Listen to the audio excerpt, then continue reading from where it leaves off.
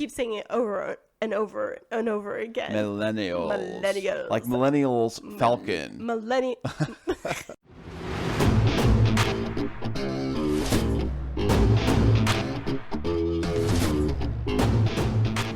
And now, coming to you from the K2 studios in San Diego, California, it's the world-famous Chris and Christine Show.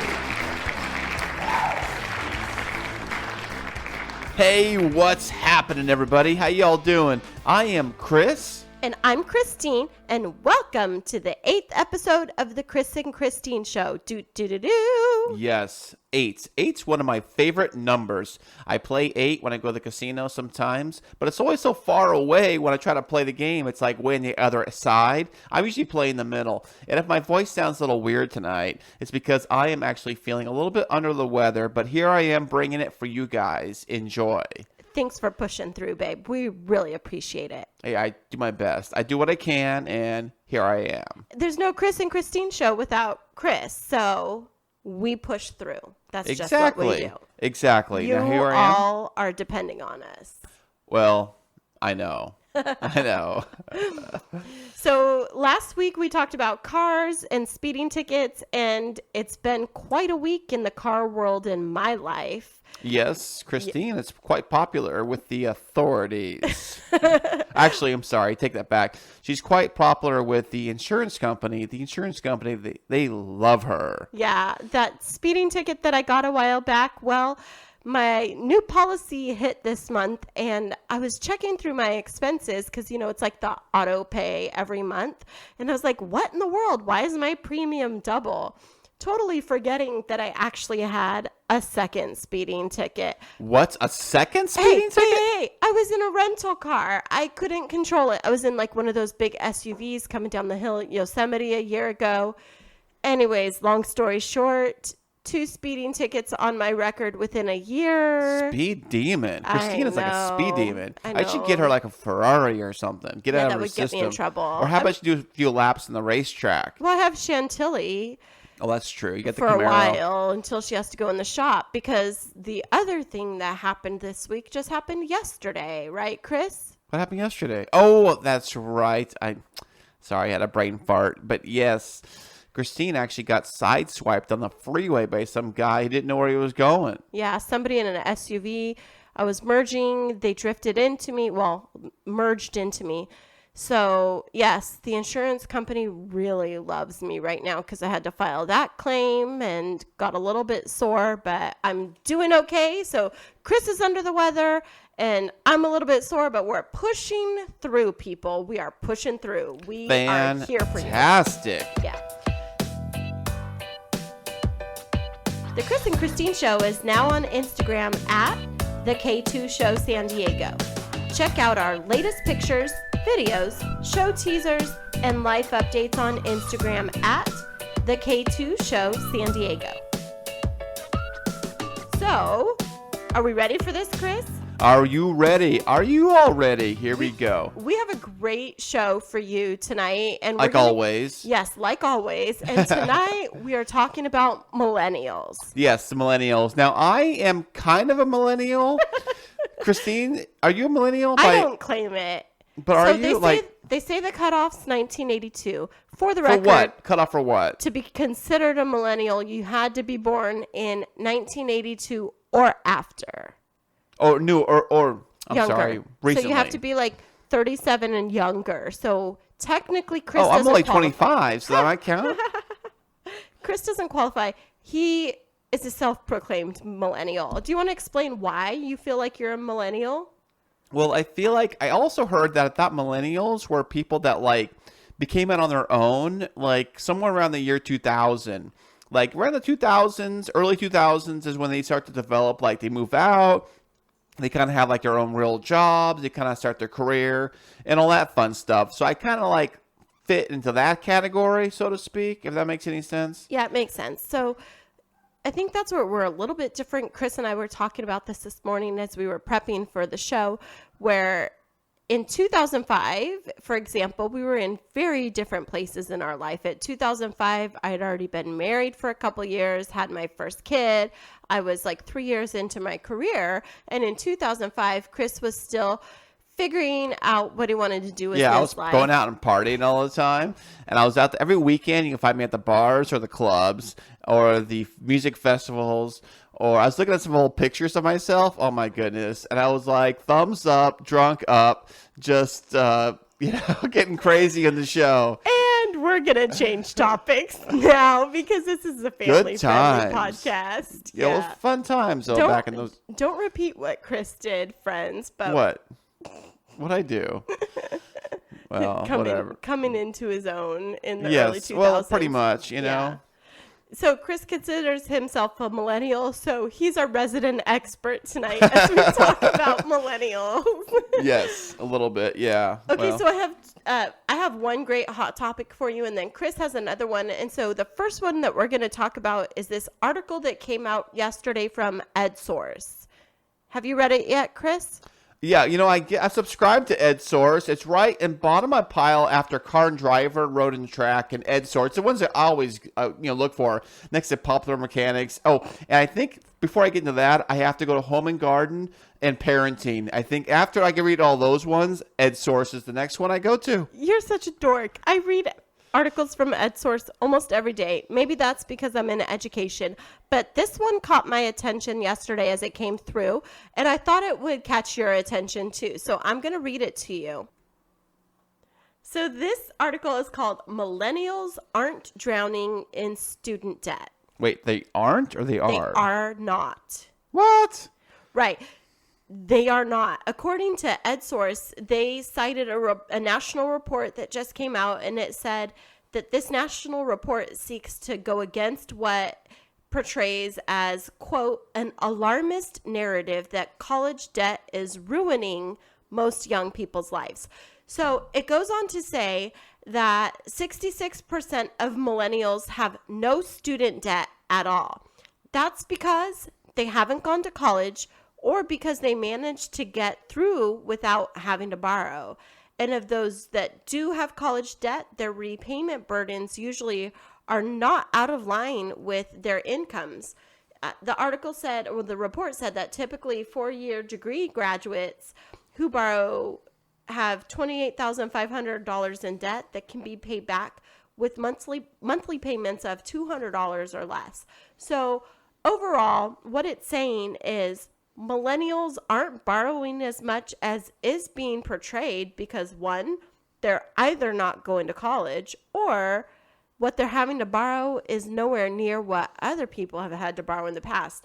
But I had another take on it. What's that? I was wondering if millennials don't have as much debt because their parents experienced a lot of student loan debt and they're paying for it. So maybe all of these other parents are carrying the loans, so it is misleading because the millennials don't have the debt. You're saying like their parents are paying for it, so they don't even have debt because their parents are flipping the bill? Maybe. Well, I bet that happens a lot, but I have a better theory. Want to hear my theory? What's your theory? My theory is back in 2008, we had the big financial crisis. Remember that? Mm-hmm. Big recession. Mm-hmm. A lot of millennials went through that personally and kind of grew up through that whole process. And I think when it comes to taking out loans and taking out big debt, it's a real scary thing, almost taboo because of the whole situation that everything what happened with all the finances and stuff. Yeah, I never thought of that. Keep going. That's good. Well, it's true because I thought of it. But I'm saying that no, the millennials, they went through that. They went through that whole crisis. That's why a lot of millennials don't have homes because they're like, well, I saw a bunch of homes get taken and a bunch of people get kicked out in 2008, 2009. So they're like, I don't want to go through that. So it's like a post-traumatic debt relationship. They are traumatized by what they saw happen to people that went through having debt and losing so much. And it's traumatized them from having to take financial risks that relate to debt. Because that maybe, that's huge insight. I've never even thought about that. That just blew your mind. Right. Wow. Seriously. It relates to a lot of the behaviors that we hear are stereotypical of millennials, like not wanting to commit to something, or Right, like me. I wonder if there's something to that. Yes. Well, You commit. well, yes, but I did go through everything the financial crisis had to offer in all its glory. I've experienced it all personally. Christine's experienced a little bit too. Right. And so because of that, it does make me a little bit weary on what to spend on, how to spend my money. I don't like to get into debt at all now. I like to pay things off immediately or fast as I can. So because of that, because of the financial crisis, it's kind of changed me, and I can see it changing in millennials too. So that's my millennial take. Yeah, that's a really interesting take on it. So I guess in that light, like I could relate to that. However, Chris and I have long conversations about this. I have a lot of student loan debt. I have. What? That's the first I'm hearing it. What's oh up my with that? gosh, whatever. Oh my goodness. If it's more than $5, you're in so much trouble. You're ridiculous. So I did need to take out student loans for my bachelor's degree, and early on in my bachelor's, I decided to take this year, my sophomore year, where I wanted to go to a different university, and it was a private college, and I had to use loans to pay for the entire thing. I was away from home, thousands of miles away, and I have been paying for that 1 year for a long time. But then to advance in my career, I needed to get a master's. And let me brag on Christine for a little bit. Christine is amazing in her the world of work that she is in. Aww. She is the expert, top dog. And well, she's not a dog, by the way. I just put that out there. But she is like so well. Like, she's one of those examples of your degree, your student loan debt, and your degree actually being worth it. Right. On the flip side, you get people that get big student loan debt and they default on it, or they change careers, or they just end up being a barista at Starbucks. And there's nothing wrong with being a barista at Starbucks. But don't go to college for that, Right. I mean, it's all in perspective. So I guess that aligns with what they're saying about like why millennials aren't going to college. It's because they don't have a clear idea of what they necessarily want to do, quote unquote, when they grow up. And so instead of going to college and investing all this money, they're saying, well, let me just explore all my interests, and at some point I'll settle on something. Right. And of course, a lot of them, hate to be stereotypical, but a lot of them will live at home till like they're 30, and they'll have a decent job, but they'll still not want to do. And they'll travel, they'll have fancy cars, and they'll travel around the world, go to Europe, go all these crazy things, because they do know that once they do settle down with a family and kids, those trips to Europe and backpacking across country are usually kind of out the window.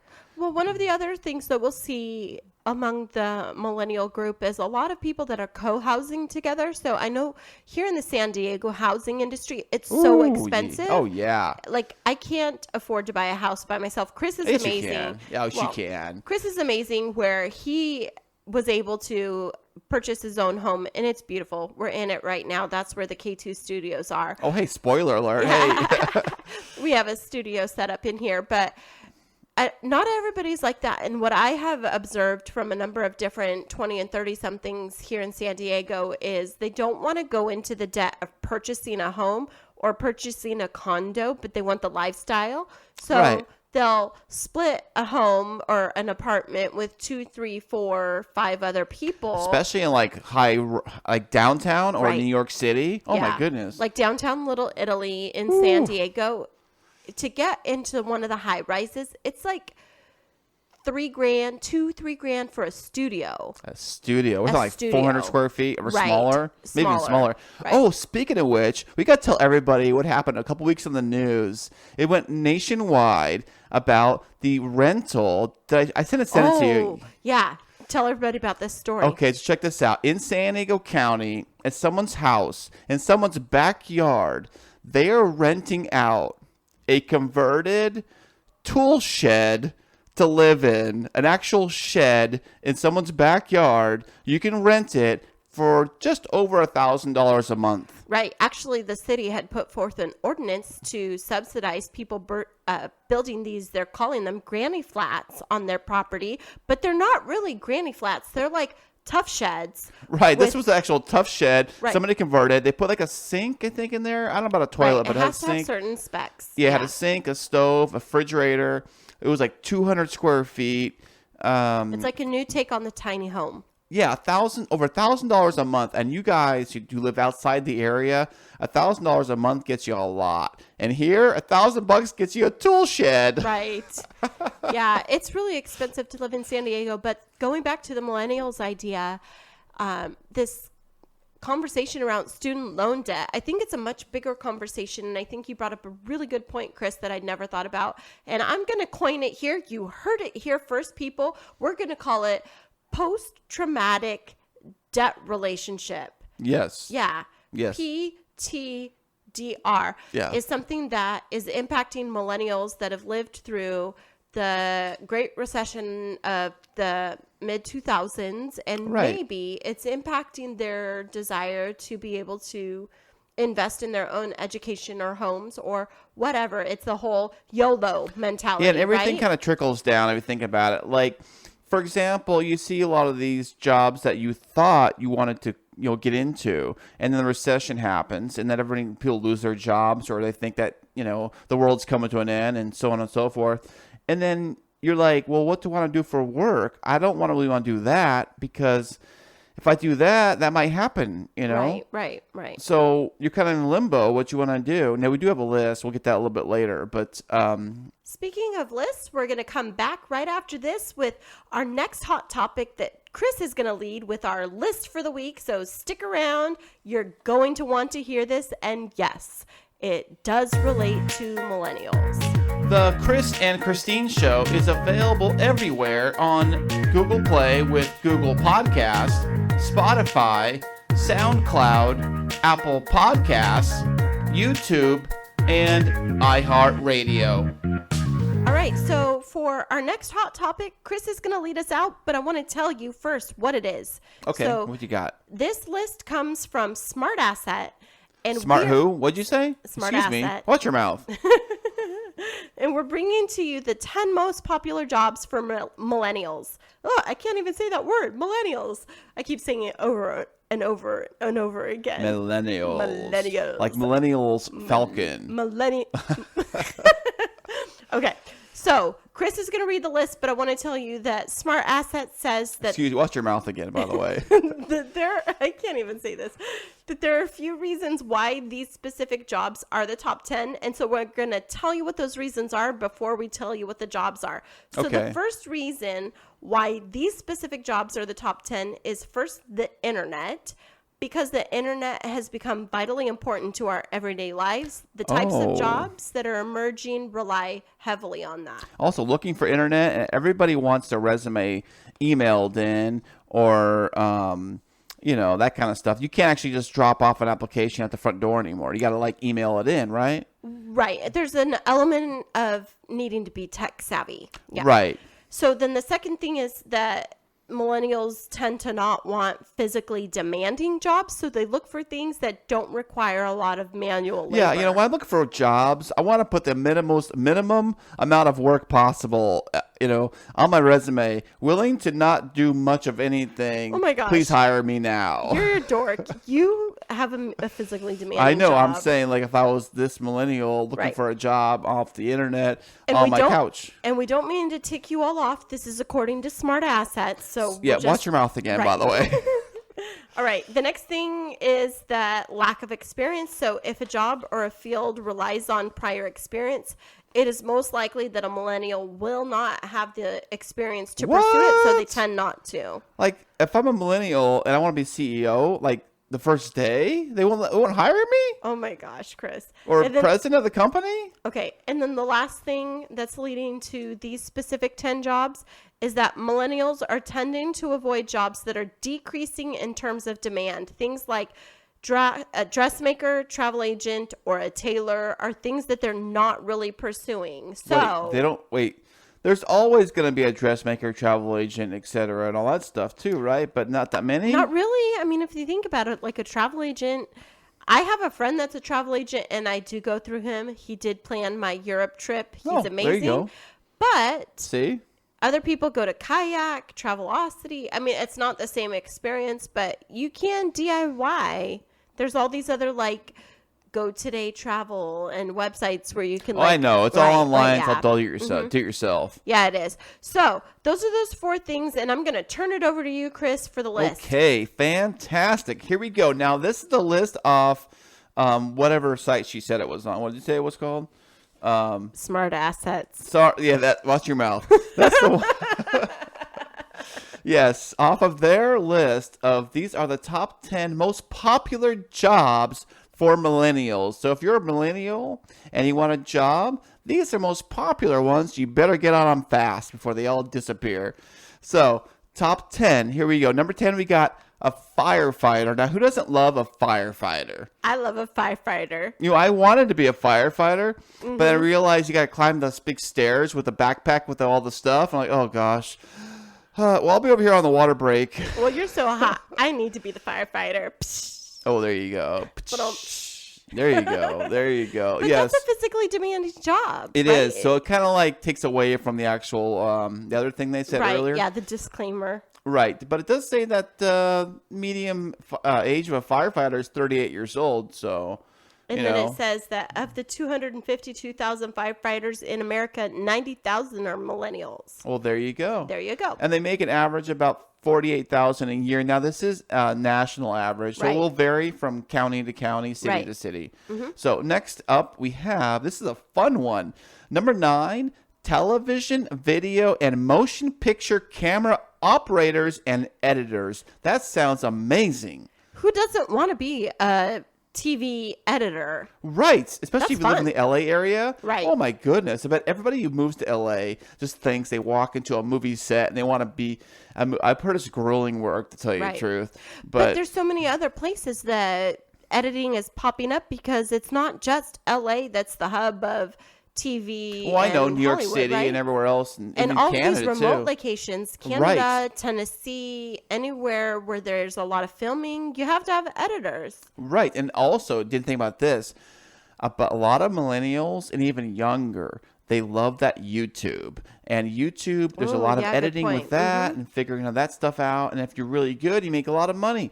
There you go. Yeah. Bada boom, bada bing. I heard this new term today, and it was called Visco Girl, VSCO. Is that a person? It's like referring to millennials that use this specific social media app to like publish their own videos and things like that. okay. So, I mean, it goes to this whole idea of we're all editors of something like Instagram stories. And Right. it's like, I Right. know it's app based, but it kind of is the groundwork for becoming like TV, video, motion picture camera operators, editors. That's right. Right? Yes. And number 8, we got market research analyst and a marketing specialist. Those are the guys that looks like they go to the market a lot and they research. Actually, one of my very best friends is one of these. Oh, really? Yeah, she's a sales market analyst, and she works for, I'm not going to say what the company is, but it's based in San Diego area. Yeah. And she does sales predictions and analytics for, Oh, it's like data analyst type yeah, stuff? kind of, but it's Okay. analyzing market trends for a specific product and being able to Ooh. predict out and project out what the growth is going to be so that they order enough. Okay. But it's like analytics and market trends and supply chain and that kind of work. I have another friend that does supply chain work, both millennials. Ooh. And they're and another friend for another fast food restaurant. So yes, I have 3 friends that are millennials that fit that category, Well, all there in you here go. in San Diego. Perfect for the list. Now, number 7, web developers. Now, this is like designing websites and, all that kind of fun stuff.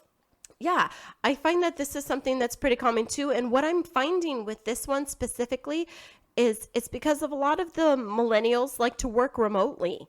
Oh, yeah. Yeah, Like- work from home. right. Who Right. doesn't? You know what They I'm call saying? them digital nomads. That's right. So you can work from home. You can do this web developing no matter where you live. So you could be on the beach of Bali building somebody's website remotely and bada boom, Wow. bada bing. You don't need some big like mainframe computer like in a basement like in the movies with all those like Nope. all big screens everywhere and they're like Yeah, mission not at control. all. Mm-mm, not at all. Mm-mm. Oh wow, that's fantastic. Yeah. We'll check that web developer. Now number 6, A physician assistant. Now, physician assistant is like also like a assistant to the doctor. It could be like a nurse too, right? Well, they're a little bit a higher grade. They're one step below a doctor, Okay. but not a nurse. So my mom's actually a nurse practitioner / physician assistant. Okay. And so I know when she went to school, she didn't actually have to get a bachelor's degree. She really wanted to, but it was a certificate, but it took a couple of years. So you still get the experience, you still get the education, but you get to operate at a higher level. You can operate independently from a doctor, so you can prescribe medications, and so it's not a typical nurse. It's a step above. Okay, it's like a But little better. Right, but I could see how a person that maybe didn't want to go to med school, but still wants to be in medicine. Who wants all that? Who wants all that schooling and all those, all that student loan debt? Yeah, so I don't know if that's the case now where you can be a physician assistant without getting a full 4-year degree, but it does say in here that the median age of a physician assistant is in the mid 30s, I think. 39 years old, it says Right, here. and it's a 6-figure income. Well, that's pretty good. There Yeah. you go. Now, number 5 on the list also relates to number 6. It's emergency medical technicians or paramedics. Right. Those guys that are driving the ambulance, EMTs, a lot of those guys are pretty young. They're usually between age 25 and 34. So they're the high demand job. Every time I see paramedics or EMTs, they are pretty younger people that actually do it. Yeah, it was so funny. Chris and I were hanging out one night and we were getting gas in my car, and there was these 2 ambulances or like emergency transport vehicles coming in. Right. And like out of them was like 620-something guys that hopped out, and I may have glanced a little bit too Well, long. I was waiting for the hot chick to come out because usually they are. It seems like every time I see those vans that get gas, there's always a cute girl that's driving too. Shout Right. out, by the way. Sarah, what's up? You're so inappropriate. I'm just kidding. Yeah. Sorry, Well- Megan didn't mean to exclude you too. I did check out the drivers that night. Not gonna lie. Okay, well, we Yeah. all did. Yeah, Okay. we all do. A little bit All of eye right. candy doesn't hurt anybody. I know. Candy for your eyes and candy for your soul. I can't even with you tonight. You're too much. Okay, let's thank keep you. going. Okay. Number 4 is in the world of advertising and promotions managers. That must be like billboards and commercials and kind of with web development, kind of like with TV and stuff too. I would think it all is all related. It's all fun type stuff, really, if you think about it. Well, I think that this relates to not just like individual campaigns. So not to be cliche, but I do have 2 friends that work in this area also. Well, look at you. You're killing this list. They're female millennials, but one works for a big box fast food restaurant, and another one works for like a mom and pop marketing shop, but they do ad promotions and marketing products and things like that. And it gives a lot of flexibility and creativity and autonomy. And I think that's what some of the millennials like is purpose. They like to feel like their impact is being made They're within an creating organization. something maybe? Yeah, Yeah. creating, ideating, that kind of stuff. Okay, and then number 3 on the list, we got financial analyst. Now, this sounds, it's more popular with a popular occupation for graduates with a bachelor's degree. It shows that the data is about 307,000 financial analysts in the U.S. and 126,000 are millennials.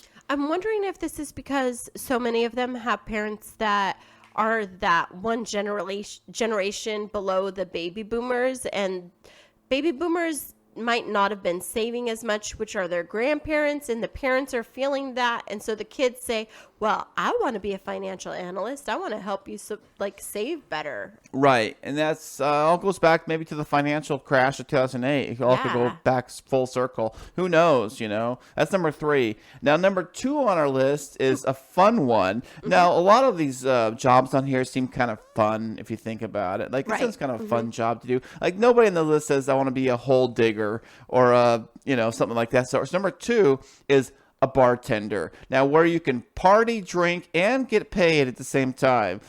Right, Bartender. and it says in here that the median bartender earns only $20,800 a year. Yeah, but you work like what, 2 nights a week or whatever. Well, but here's the thing. That's reported income. Oh, that's right. Right. It's all tips, huh? Tips are huge when it comes to anything service oriented. And if you Oh, think yeah. if you think of bartenders, when you work in a restaurant and you're a bartender, you get tipped out from every server. They typically have to tip out 10%. And you're talking like a regular restaurant. I'm Right. talking like a club. If you're like a Vegas bartender at a club, forget about it. Even You're better, probably so then you're rich. then you're getting straight tips. Oh, yeah.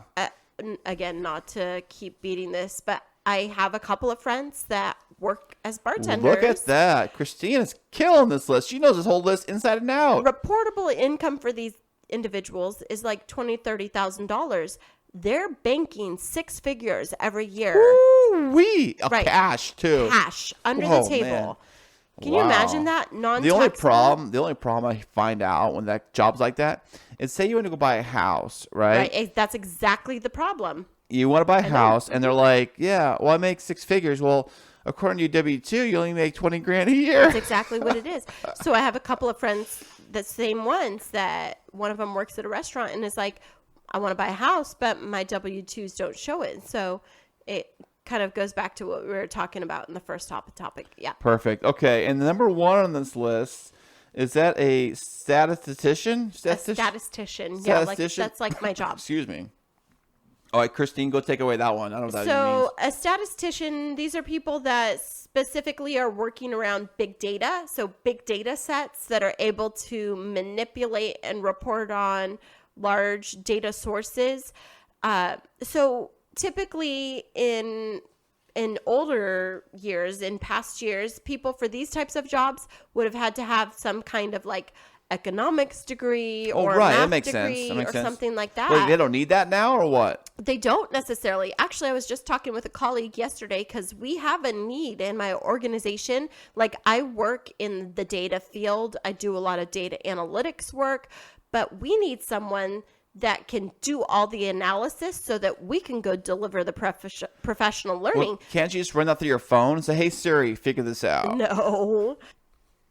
But according to Smart Asset, it does say that the job of statistician is the fastest growing job among millennials. Really? Yeah. I wonder why they want to jump on that so quickly. Right. It's super interesting because it's like so demanding in terms of statistics, data analysis, but yet you can do it without having to have a college degree. So friends, that's our list of the top 10 jobs right now for millennials. I know you were super fascinated by it. Yes, definitely. I caught Chris with his mouth full. What you all can't see right now is, he's had a little bit of a cold, so I made him some of my magic tea.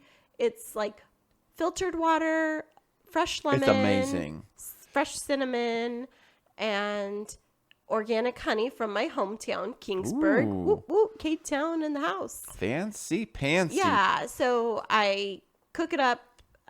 Get it to boiling. So he's sipping on that. So sorry, I caught you with your mouth full. But yes, that was our top 10 list of jobs for millennials. Fantastic. And next on our list, we have our traditional Would You Rather. So I'm going to ask you this Would You Rather, Chris. Are you ready for it? Yes. What you Okay. got? In alignment with our topic for tonight, my question, sir, for you is... Thank you. Would you rather have a job that pays $80,000 a year and live with no student loan debt, or have a job making $125,000 a year and have $50,000 of student loan debt? Well, if you look at the math on that, the $120,000 a year with the $50,000 student debt, so 125 minus 50 comes out to what? 75. Right. So it's actually 75 is actually less than 80,000. So I have to take the 80,000 and no student loan debt. Bada boom, bada bing. That's how I look at it. I like that you figured it out that way. And the way I was thinking about it, I would take the higher job because if I'm already at a higher job, the earning potential over time. Well, you didn't say that in the equation. Right, It doesn't but say you that. have to think into it. And, $50,000 of student loan debt is a lot. But on a monthly payment, it might not be that bad. And if you think of advancement and then you have a degree to lean back on, I would opt for that. Well, thanks for sticking with us this week, everybody. We appreciate you being with us. And listening week after week. We want to give a shout out real quick for all of our listeners in the different countries that joined us because we had some new friends this week. So thanks again for Spain for joining us, for Canada, for Australia, and we had Norway come That's on right. board. So Yes. thanks for all of our international listeners and especially our U.S. fan base. We want to give you a shout out. And I think we had some of our cities. We're going to shout out different cities every week. But a new one that we saw this week was Caledonia. Oh, So really? for our listeners in Caledonia, I love the name of that town. I've never visited it. We're giving you a shout out. Caledonia in the house. Thank you, everybody, so much. And we will be back with you next week. You guys have a fantastic week, everybody. See you guys later. Remember this week that life is too short to wake up in the morning with regret.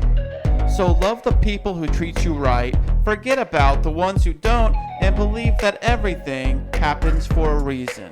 If you get a chance, take it. If it changes your life, let it. Nobody said that it would be easy. They just promised it would be worth it. Thanks so much for joining us. I'm Chris. And I'm Christine, and until next week, Keep moving forward.